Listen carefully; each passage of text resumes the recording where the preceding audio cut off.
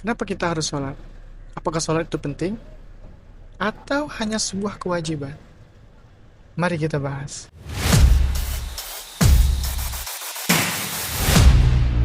Assalamualaikum warahmatullahi wabarakatuh. Allahumma sholli ala Sayyidina Muhammad wa ala ali Sayyidina Muhammad.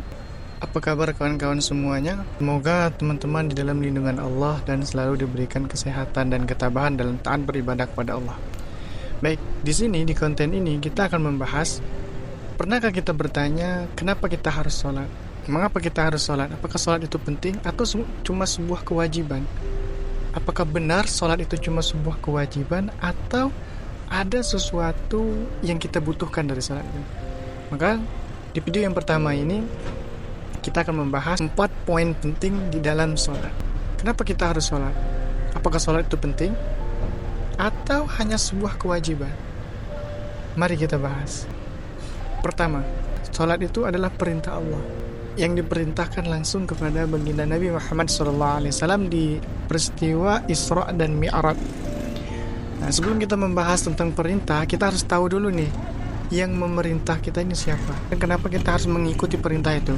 Logikanya sederhana, seperti ada seorang bekerja sebagai pegawai di suatu perusahaan.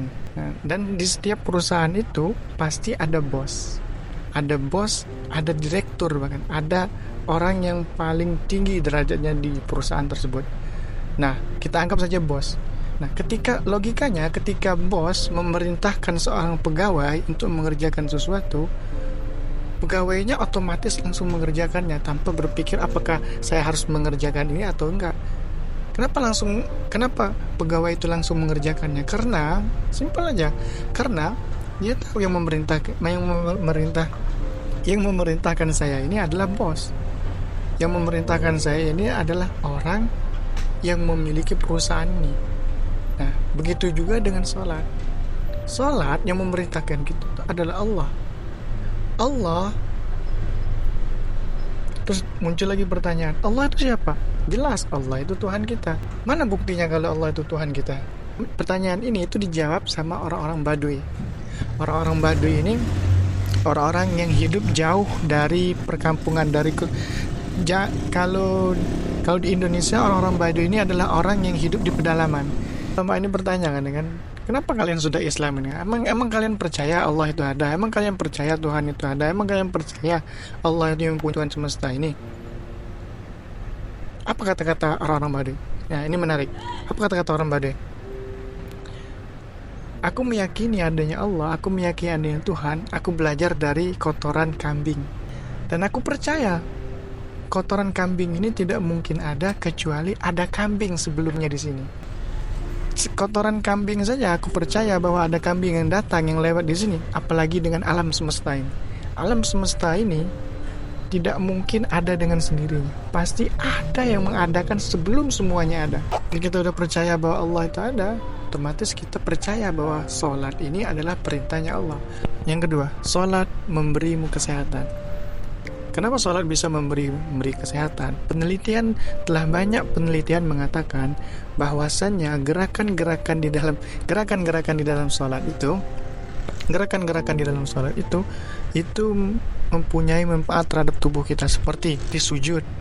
Penelitian kedokteran mengatakan sampai darah manusia itu susah sampai ke otak.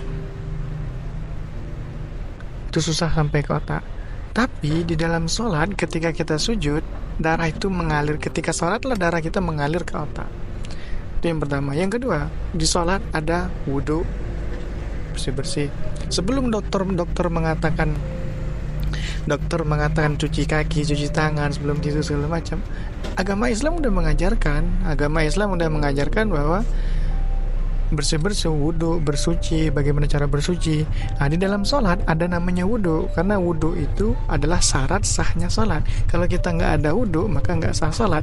Nah, wudhu ini adalah bersuci. Bersuci dengan apa? Bersuci dengan air. Bersuci membasuh muka, membasuh kaki, membasuh telinga, membersihkan kesehatan tubuh kita, bersih-bersih. Ada orang itu yang tidak pernah cuci muka, makan sehari itu bahkan ada orang sehari itu tidak tidak mencuci mukanya sama sekali. Tapi di dalam sholat udah diajarkan untuk kebersihan dan kesehatan. Kita bersih-bersih, membasuh muka dengan air, itu otomatis wajah kita akan sehat. Kesehatan apalagi? Kesehatan mental. Orang itu, kebanyakan orang itu lelah, capek dengan kehidupan. Kapan dia bisa mereset lagi mentalnya? Kapan dia bisa mereset lagi pikirannya? Dan ternyata sholat ini memberikan manfaat, salah satunya kesehatan mental. Kesehatan mental, karena ketika kita bekerja di luar, capek, letih, pekerjaan lagi banyak tuh. Tapi ketika dalam sholat, wudhu, otak dan pikiran kita fokuskan di dalam sholat, kita membaca ayat-ayat Al-Quran, kita membaca Al-Fatihah, membaca surat-surat pendek, itu bisa membuat ketenangan jiwa. Karena di dalam sholat, orang biasanya orang yang capek dalam kehidupan, orang yang selalu bekerja 24 jam non-stop, otomatis dia tidak mempunyai waktu untuk merefresh diri. Nah, ternyata di dalam sholat itu kita diajarkan meriset diri kita dari seperti contoh tekanan yang sangat tinggi dalam suatu pekerjaan. Ketika kita sholat itu diriset kembali. Nah, ketika diriset kembali itu memberikan ketenangan. Ketenangan apa? Ketenangan jiwa. Berarti sholat itu bagus untuk kesehatan. Yang ketiga, sholat pengatur waktu yang baik. Bayangin aja, di dalam Islam kita diwajibin untuk bangun jam 5 pagi. Bukan jam 5 pagi, kita diwajibin untuk bangun pagi hari. Berarti sholat ini itu adalah penertib waktu terbaik. Sholat 5 kali sehari itu bukan suatu beban. Itu menandakan bahwa sholat mengatur waktu kita, kapan kita bangun tidur, kapan kita tidur, kapan kita istirahat dari pekerjaan, kapan kita mengevaluasi lagi diri. Ternyata di dalam sholat itu diatur.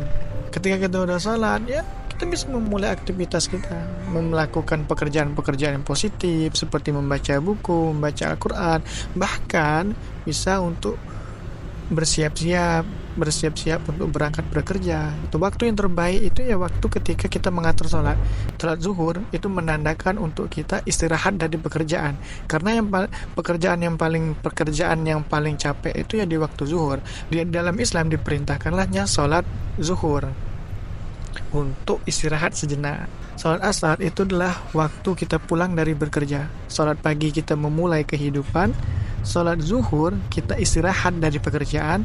Sholat asar kita pulang dari bekerja. Sholat maghrib dan sholat isya itu untuk relaksasi diri kita dari pekerjaan selama 12 jam sehari. Ketika sholat kita diatur, maka waktu kita teratur. Makanya kalau seandainya bagi teman-teman yang masih susah untuk mengatur waktu, untuk menertibkan waktunya, maka mulailah dari sholat.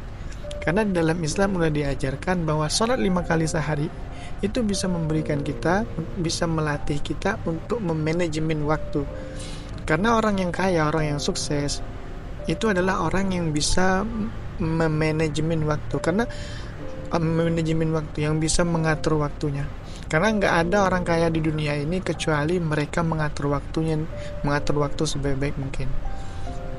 Maka ketika orang-orang barat membahas tentang waktu, di dalam Islam udah dijelaskan, di dalam Islam udah diajarkan bahwa cara mengatur waktu itu udah ada, di dalam sholat itu udah ada. Orang-orang sekarang, orang-orang barat itu menulis banyak buku tentang cara mengatur waktu, sedangkan di dalam Islam itu udah diajarkan, udah dituntun, kita udah dituntun di dalam Islam. Islam itu udah membicarakan tentang mengatur waktu. Terkadang kita mencari motivasi itu dari orang-orang barat, orang-orang selain Islam, bahkan orang-orang yang tidak memeluk agama Islam. Padahal kalau seandainya kita mau mikir, kita mau belajar, kita mau memahami, yang ternyata di dalam Islam itu udah diatur semuanya. Tentang masalah waktu, semuanya sudah diatur di dalam Islam. Makanya mari kita belajar. Yuk kita bahas, yuk kita belajar, yuk kita memahami, yuk kita mendengar, yuk kita membaca, yuk kita melihat. Jika sholatmu bagus, hidupmu mulus. Jika sholatmu mulus, hidupmu bagus. Yang keempat, sholat pembersih hati. Logikanya gini, ada seseorang membeli baju putih di toko, kemudian dia pakai selama beberapa hari. Bayangkan berapa banyak kotoran yang nempel pada baju tersebut. Begitu juga dalam sholat. Kenapa sholat bisa menjadi pembersih hati kita? Baginda Nabi pernah menyampaikan bahwasannya orang yang sholat 5 kali sehari itu bagaikan orang yang berada di pinggir sungai, terus dia mandi 5 kali dalam sehari. Apakah masih ada kotoran yang tersisa? Begitu juga dalam sholat.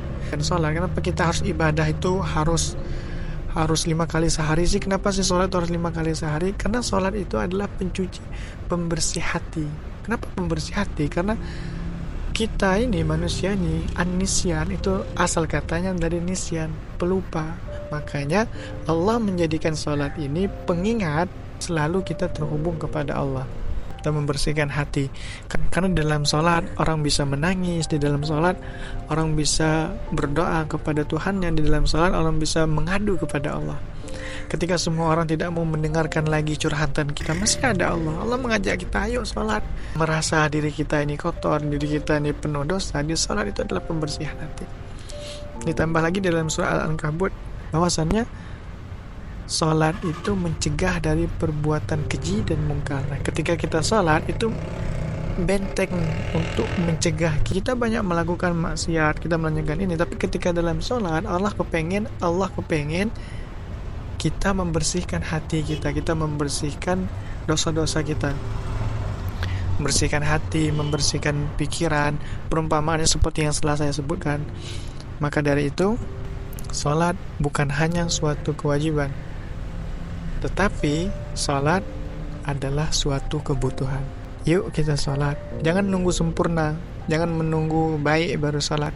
Allah nggak meminta kita Allah nggak meminta sholat kita sempurna. Allah nggak meminta sholat kita baik, tapi Allah mau kita mau menyempurnakan sholat kita, mau berusaha untuk lebih baik lagi di dalam sholat. Jangan menunggu sempurna, tapi sholatlah, nanti Allah yang akan menyempurnakan. Jangan menunggu baik, tapi sholatlah, nanti Allah yang akan membuatmu menjadi lebih baik.